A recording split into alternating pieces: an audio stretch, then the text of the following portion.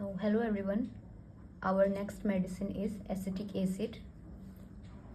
इसका other name is your glacial acetic acid.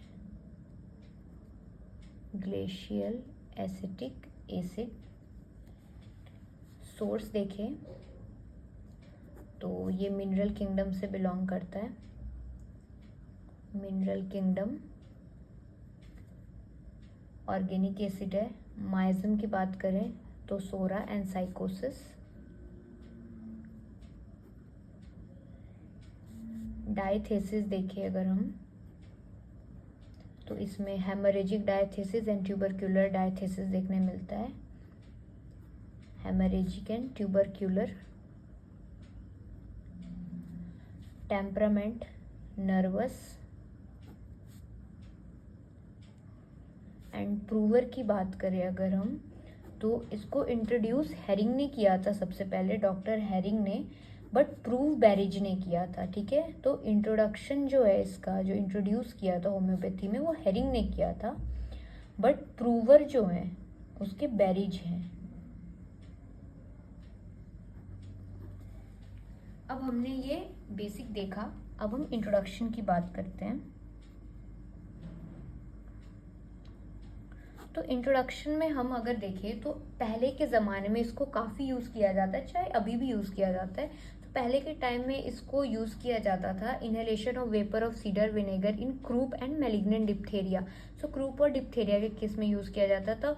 और homeopathy में जो ये रेमेडी है वो बहुत यूज़फुल है उस कंप्लेन में जो कि पेल सिकली पीपल में देखा जाता है, या जो कि ऐसे पेशेंट जो कि बहुत टाइम से बीमार है, या उनको कभी टीबी की प्रॉब्लम थी, या अगर वो इमेशिएट हो रहे हैं, वैसा मैनिफेस्टेशन दे रहे हैं, एनीमिया का दे रहे हैं, या लॉस ऑफ एपेटाइट है, बर्निंग थर्स्ट है, तो या अगर कोपियस पेल यूरिन है, इस तरह के पेशेंट में हम एसिटिक एसिड इंडिकेट कर सकते हैं, इंडिकेटेड होता है.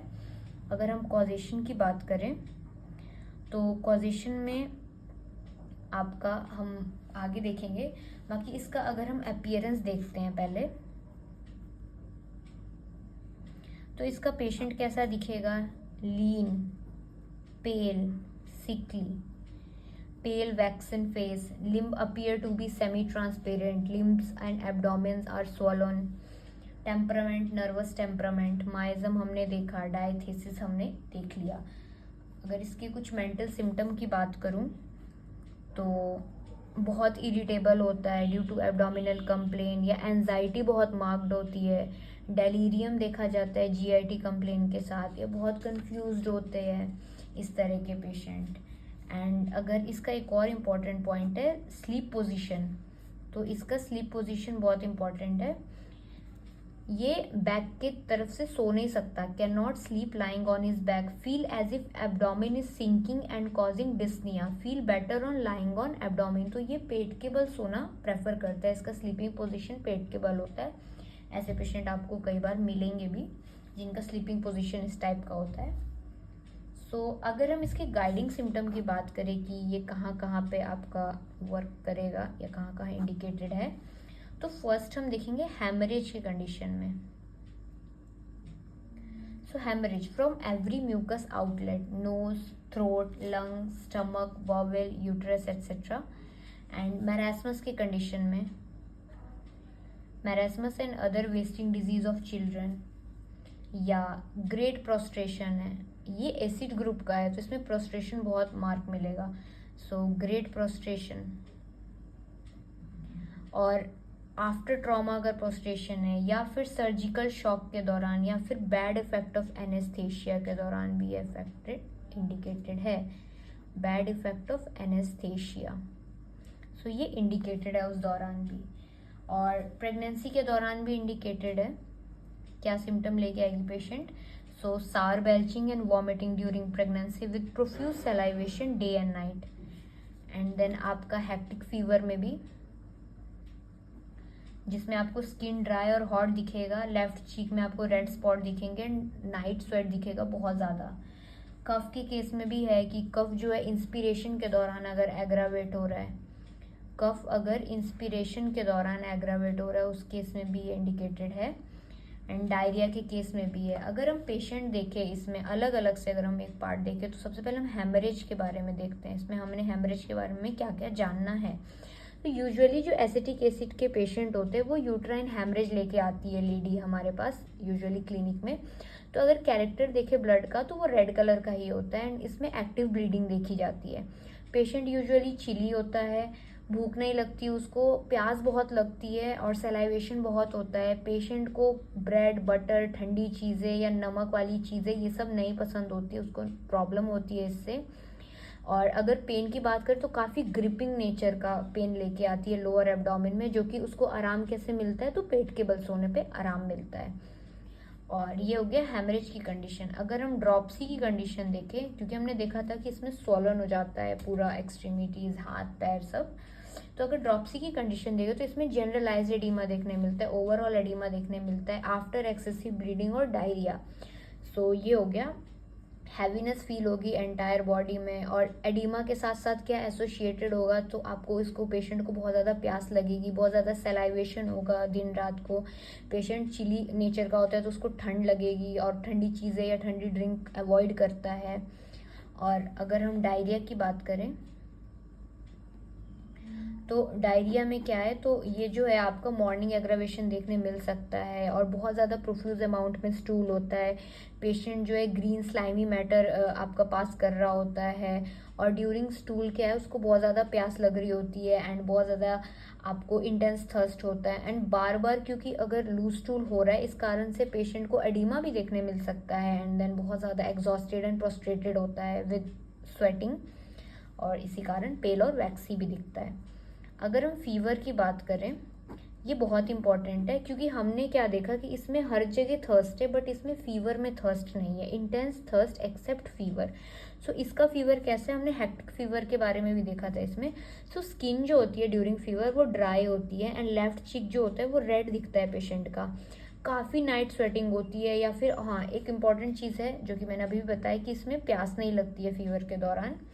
एंड बाकी पेशेंट को ठंड लग रहा होता है, पेशेंट को आपका कभी कभी कफ के साथ एसोसिएटेड होता है फीवर और इंस्पिरेशन के दौरान उसको प्रॉब्लम हो रही होती है। एसिटिक एसिड आपका डायबिटीज़ के केस में भी इंडिकेटेड है। सो इस केस में क्या होगा, तो अगर प्रोफ्यूज यूरिनेशन हो रहा है, बहुत बर्निंग या इनसेटाइबल थर्स्ट हो रहा है लार्ज क्वांटिटी ऑफ वाटर का, या भूख कम लग रही है, वेस्टिंग देखने मिल रही है बॉडी में, पेशेंट को ब्रेड या नमक वाली चीज़ें नहीं अच्छी लग रही, स्लीपलेसनेस देखने मिल रहा है या वाइटल हीट की कमी हो गई है, इन सब केस में तो डायबिटीज़ के केस में भी ये इंडिकेटेड है। अगर हम फार्मेसी पॉइंट ऑफ व्यू से बात करें, मैं एक ब्रीफ बता रही हूँ ताकि आप अगर इसको सुनेंगे भी तो आप जब बुक रेफर करेंगे तो पढ़ना आसान हो जाएगा। सो फार्मेसी में अगर हम पॉइंट ऑफ व्यू से बात करें तो ये जो एसिटिक एसिड है ये बनता कैसे है, तो हमें ग्लेशियल जो एसिटिक एसिड है उसका 100 ml लेना है और उसको 900 ml डिस्टिल्ड वाटर में मिक्स करना है। तो ये एक इसका प्रिपरेशन का दिया हुआ है कि इसका सॉल्यूशन कैसे प्रिपेयर करें। अगर फिजियोलॉजिकल एक्शन का बात कर रहे हैं, फिजियोलॉजिकल एक्शन का, तो ये वेस्कुलर सिस्टम पे एक्ट करता है जिसके कारण हेमरेज भी प्रोड्यूस होता है म्यूकस आउटलेट से। डाइजेस्टिव सिस्टम पे एक्ट करता है जिसके कारण डायरिया या एब्जॉर्प्शन, डिफेक्टिव एब्जॉर्प्शन देखने मिलता है जो कि फर्दर ड्रॉप्सी की कंडीशन में लीड करता है। या आपका थर्मल सेंटर में बहुत ज़्यादा डिस्टर्बेंस क्रिएट करता है जिसके कारण फीवर देखने मिलता है। और बाकी हार्मोनल सिस्टम में भी डिस्टर्बेंस देखने मिलता है जिसके कारण मैरास्मस या डायबिटीज़ की कंडीशन देखने मिलती है। अगर हम थेरेप्स की बात करें, थेराप्यूटिक्स की, तो ये आपका एपिस्टेक्सिस के केस में अगर नोज से ब्लीड हो रहा है, हिमोप्टिसिस के केस में अगर कफ में ब्लीडिंग आ रहा है, हिमेटोमेसिस के केस में अगर वॉमिटिंग में ब्लड आ रहा है, या मेनोरेजिया के केस में metrorrhagia, diarrhoea, diabetes, dropsy, fever, ascites, cough, surgical shock या bad effect of anaesthesia, trauma, इन सब के केस में हम एसिटिक एसिड यूज़ कर सकते हैं या इंडिकेटेड होती है इन सब केस में। और अगर हम पोटेंसी की बात करें तो ये according to susceptibility of patient हम डिसाइड कर सकते हैं। सो विद दिस मैंने एक ब्रीफ बता दिया एसिटिक एसिड का। so, इसमें इंपॉर्टेंट यही है, हेमरेजिक सिम्टम काफ़ी इंपॉर्टेंट है, इसका फीवर काफ़ी इंपॉर्टेंट है क्योंकि हमने सब चीज़ में इसके सब कंप्लेन में हमने थर्स्ट देखा है एसोसिएटेड, बट फीवर के केस में इसमें थर्स्ट नहीं होता है। बाकी हमने ड्रॉप्सी की कंडीशन देखी, डायरिया की देखी, हेमरेज की देखी, हमने इसके गाइडिंग सिम्टम देखे, हमने इसका स्लीप पोजीशन देखा कि इसको इतना ज़्यादा ग्रिपिंग पेन हो रहा होता है कि ये बैक के तरफ से नहीं सो सकता, ये पेट के बल सोता है। सो विद दिस हमने एस्टिक एसिड भी कवर कर लिया। नेक्स्ट हम आगे और ए अल्फ़ाबेट मेडिसिन पढ़ेंगे हर दिन। So thank you.